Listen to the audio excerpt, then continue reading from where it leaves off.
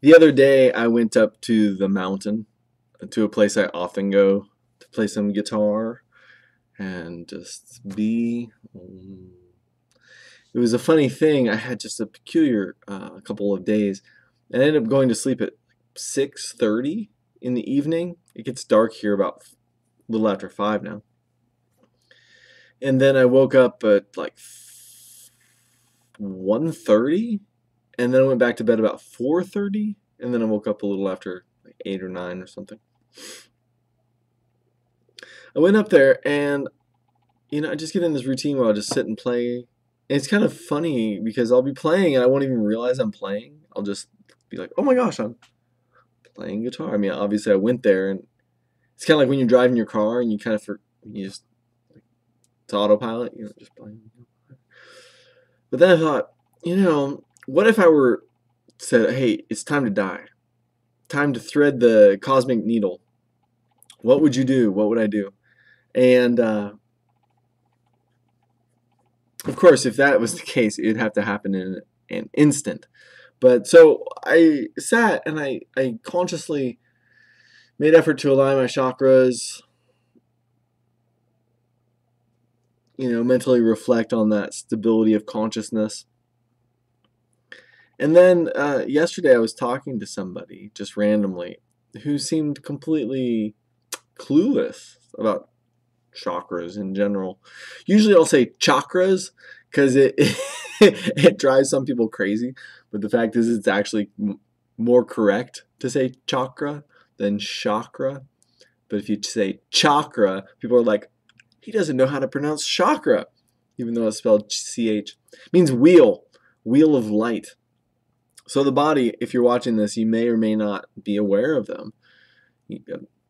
It's not uncommon to see pictures of the body, and then there's these different colored energy centers.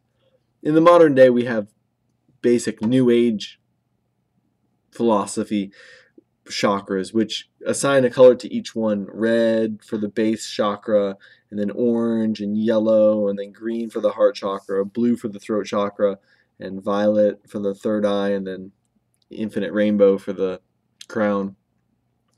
So you could say there's 7 chakras, but then there's chakras in the hands. Does the crown actually count as a separate chakra? It's sort of like the root chakra from the next octave up in some ways, because the duality ends at the third eye.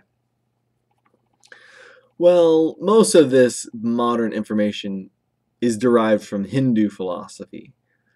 Now, the Hindus have it down to a science. Their entire alphabet is written upon the many petals of these chakras or flowers. But in modern New Age understanding, we can think of it like Maslow's hierarchy of needs. If you're not familiar with Maslow's hierarchy of needs, you should look into it. Watch a couple YouTube videos. It's really fascinating.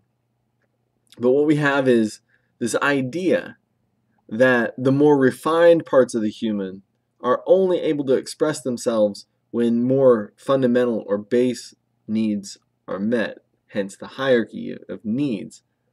We need a functioning physical body in order to satisfy, and before we can think about satisfying hunger, we need physical body. So like if a person fell off a building, they're going to think about baseline vitality recovery before they're going to think about eating a cheeseburger, right?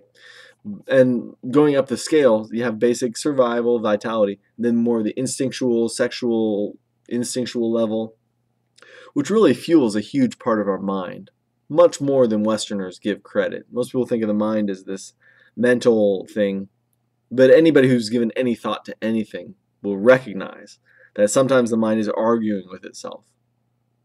Freud had the id, the ego, and the superego. The way I look at it is you have the basic primal self, which in this case could be thought of as the first or second chakra. And you have like the universal cosmic understanding, if you will, as it precipitates down into our intellect, which is like, it's tricky to assign it to chakras because generally people would put the intellect at the third chakra. But what I would like to submit is that our basic emotional echo chamber is really just an active working out of the conflict of the kind of the higher psychic mind and the base survival mind. But in any case, so the hierarchy of needs goes basic vitality, instinct, and base needs, if you will. And then you have the intellect, the actual, like a person acting upon their world. And then you have the social networks, individual working on the world, mixing with people who are working for common goals and agendas, so to speak. And then you have like your expression or greater expression within community or culture, creativity, things like this. Communication goes with this, with the New Age chakra system with the throat. And self-actualization. What does that mean? We create the world as we would like it. If you think about it in terms of God manifests as many humans, it's almost like it's reversed. It's an extension from spirit to creation. Creation is the end, whereas for our perspective, it's the roots going back up.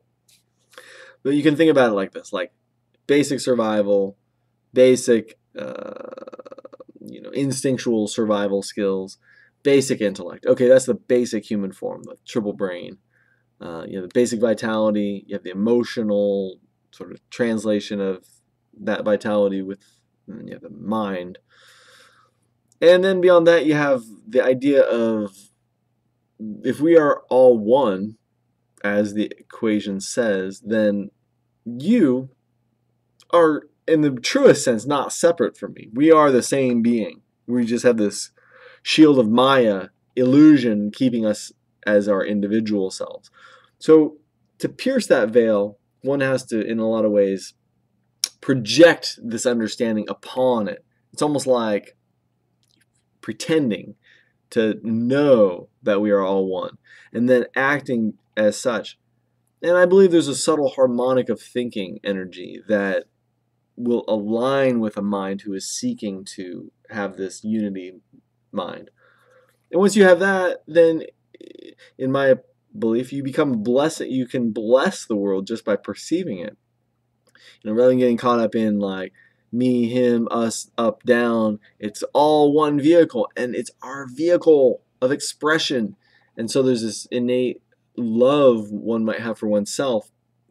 As that extends out, that oneself extends to other people. And keeping with this train of thought, we become more and more able to express ourselves at a more and more refined level. That's a big part of what the map of the chakras teaches us. Now, they say the Kundalini is 3.5 spirals, but that's so mysterious for people. So what does it really mean? I can't speak authoritatively, but I believe that there is a certain amount of like peels of an onion, if you will, as you begin to approach the Kundalini energy, the chakra system. There's layers of understanding, none of which is more right or wrong than the other. It's just more refined. Like you might go through the tree of understanding and come to a place that's then baseline for the next layer of understanding. I sincerely believe at some point we become subsumed into the great cosmic understanding of mind, which at that point we as individual selves are trivialized, but we as what we have been absorbed into causes us to become the great everything. It's mysterious, but it's worth reflection, even if just for basic refinement. It's hard to really know what the true answer is. You have to work with faith if you want to follow the sages, because they're like, what is nirvana? What is nirvana? Nirvana means nothing. It's like, that doesn't seem that attractive, What am I gonna sacrifice my life for nothing?